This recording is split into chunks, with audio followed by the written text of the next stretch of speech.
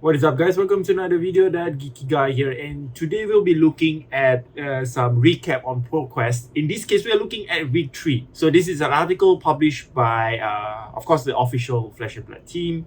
You guys can go check this article out. So it's been a while since I published a video because there's just so many stuff going on. Especially, I've been experimenting with a few decks that I bought to ProQuest.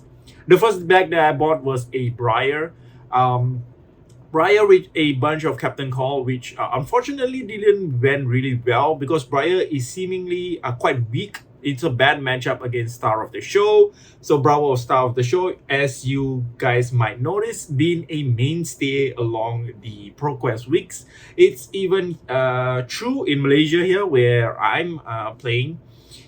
So we're gonna see right that so you don't really see a lot of Briar in the top 8, and then during the second week I bought a Katsu which actually fared way better. Now if you guys actually watch my tier list video, which is my previous video that I published, I put Katsu in a not viable tier list, which I am currently quite regretful because I think Katsu is in a really interesting position. And he has been winning quite a few ProQuest, interestingly, especially in New Zealand. I believe the finals were between two Katsu. So we're going to take a look at a recap and then just go through the essentials. So first on, we can see that in Living Realms in UK, so the winning deck would be by Matthew Light, which is a Prism deck. So Prism is another hero that is currently on top of the meta. So the reason she is on top is because of Bravo Star of the Show.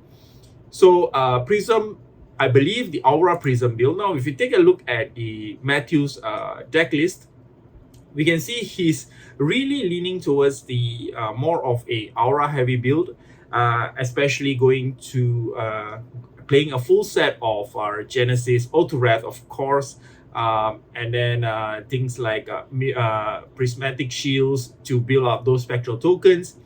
And of course he's bending and stuff. So there are a few Everfest Auras that really helps, but the difference between Everfest Auras and also the Auras in Monarch, it would be the fact that the Everfest ones actually eat up action points. So it's an action instead of an instant. So that's the difference. But his bending does see play because it's just so effective, being on board, destroying any of your, if your opponent decided to destroy any of your auras, just to get to create a spectral token free of charge, just like that. So his bending is one of those, I think, mainstays. The aura is going to see a lot of play, of course, as proven by the ProQuest winner in the UK. And in terms of equipment, the difference is a Fender Spring Tunic is being chosen instead of the usual Vestige. So this does help, I guess, because he's playing so much blue. Tunic just gives a more consistent resource. Anyway, this is just my thought, but I believe these are the reason why it's being played. Now we are looking at a bunch of Bravos being putting in the top 8 as expected. Now, a few heroes that... another hero I want to point out, if we move towards Cerberus Games in New Zealand, we can see that Katsu actually made it to the top. Now, I believe the type of Katsu that's making to the top is the Aggro Katsus. Now, Aggro Katsu does quite well. I wouldn't say very well, does quite well against Bravo Star of the Show. Because the reason is Bravo Star of the Show, they would like to hold their hand. So in order to fuse, they do have to have 3 cards in order to fuse. So the best scenario for Bravo Star of the Show would be having a card in their arsenal, a 4-card hand, 3 cards for fusing, a card in order to attack. So this card can be Spinal Crushers, even the Crippling Crush, things like that. Those cards with crush effects. Now, of course, with Katsu being in the field, each of the attack actions is gonna have the ability to trigger the mask, trigger Katsu's ability, and then with things like the Hurricane Wind, so this really helps. So by playing Hurricane Wind, you're basically compounding your damage as the chain goes along. But interestingly, the deck by Jake White in the ProQuest is I would say a interesting deck because he's playing Art of War. So Art of War just pushes the more aggro side of the deck, and he's playing 2 copies of those. Also, he's playing 2 copies of 100 Winds, the yellow one. So usually people just play the red and the blues. He's also pushing for the yellow ones. So that is the thing that I found very interesting. And he's also playing a full suit of Surging Strikes, Whelming Gust Wave. So he's even pushing for 3 yellow Surgings.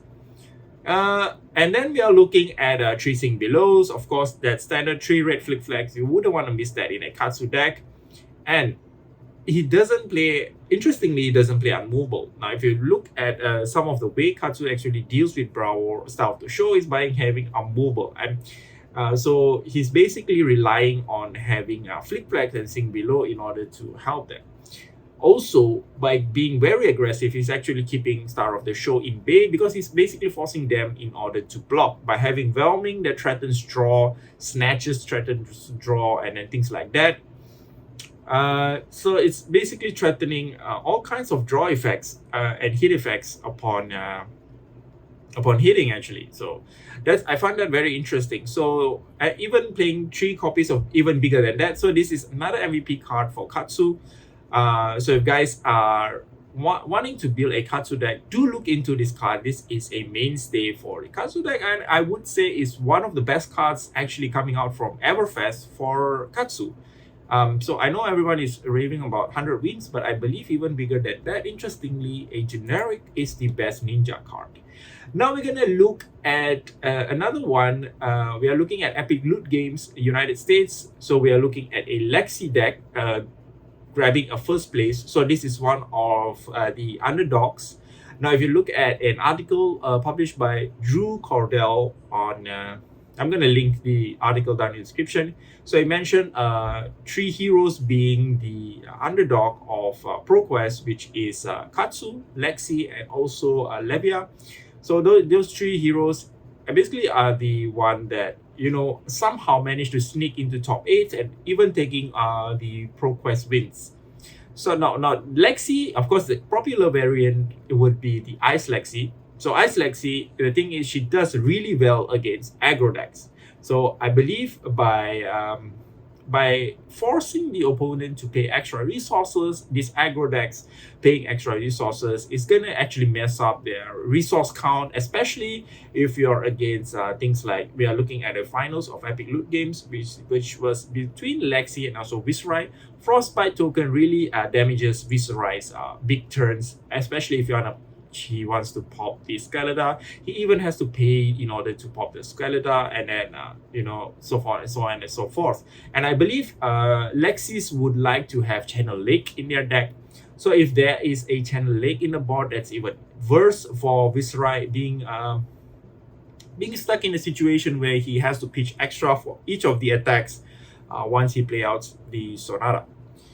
So now we are looking at a Good Games Newcastle, which is in Australian ProQuest. We are looking at Briar being snagging the top place instead of Viserai by Hayden Dale, interestingly.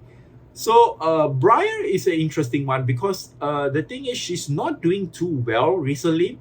So this could be attributed to a few things. The thing is, Briar's attack have no hit effect. So that's one of the things. So what these players are trying to remedy by is playing a bunch of attacks that has hit effect. So the usual one would be snatches and stuff. So by being as aggressive as possible, playing nimbleism snatches and even yellow snatches. If I believe I'm seeing this correctly, there's a deck from Indonesia, Briar from Indonesia, that actually plays yellow snatch.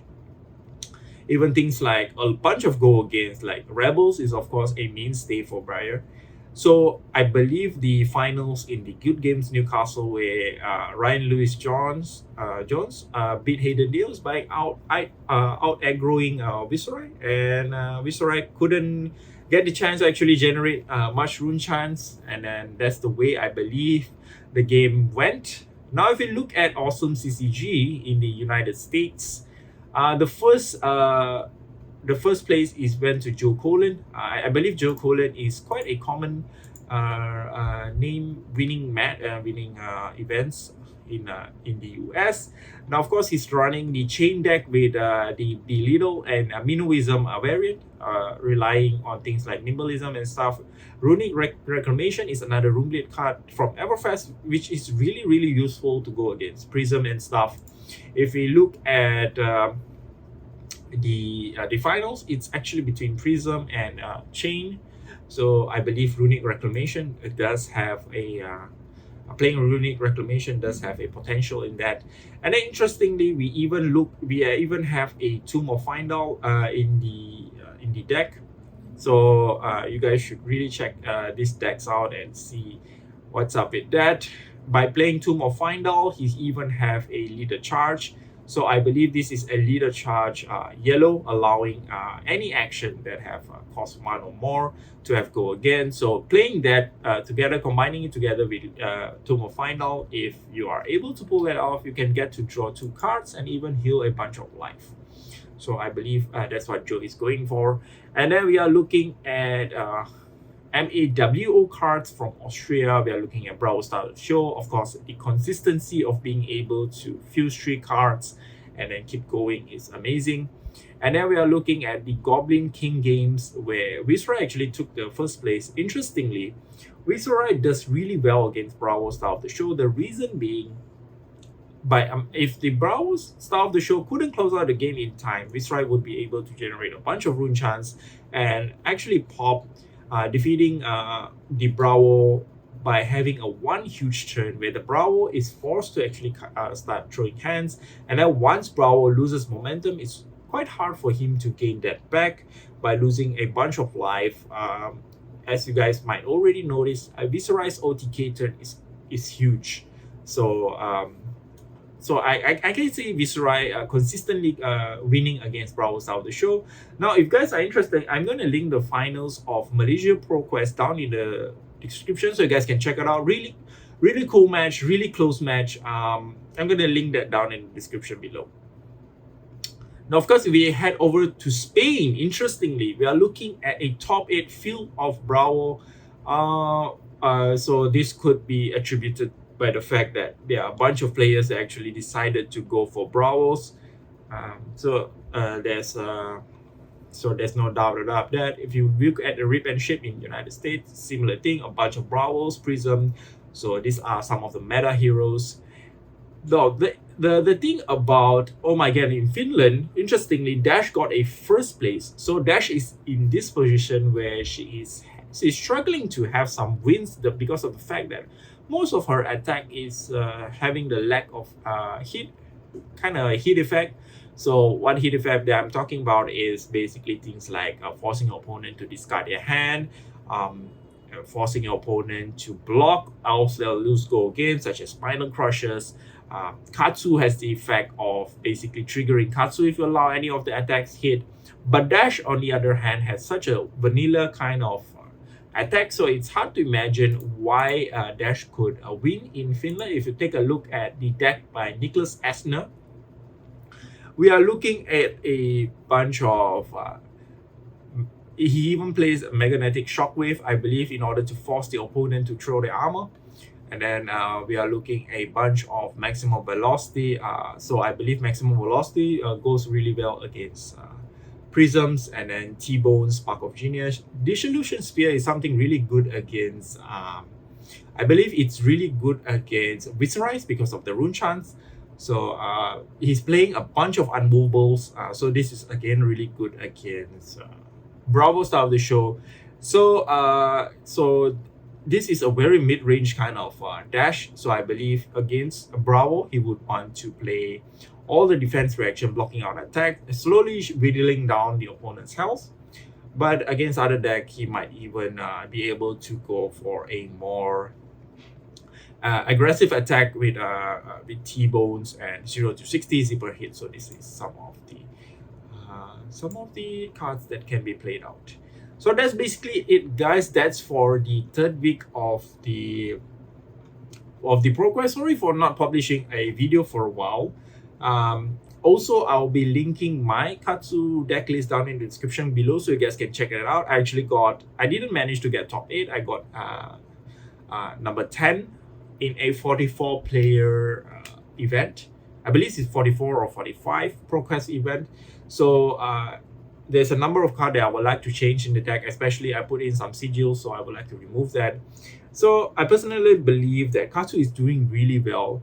A really interesting one would be Levia, which I believe has potential as displayed by I believe it's a Taiwanese player, so you guys can should check that deck list out if you're interested in Levia. So that's pretty much it, guys. Thank you very much for watching, and see you guys in the next one. Hopefully I'll be able to put out another video discussing all the current meta. So as you guys know, the current meta is actually focusing still more on Brawl because of the way that it's being piloted. It's quite easy to actually pilot, and with a bunch of deck lists available on the net, it's very easy to pull off.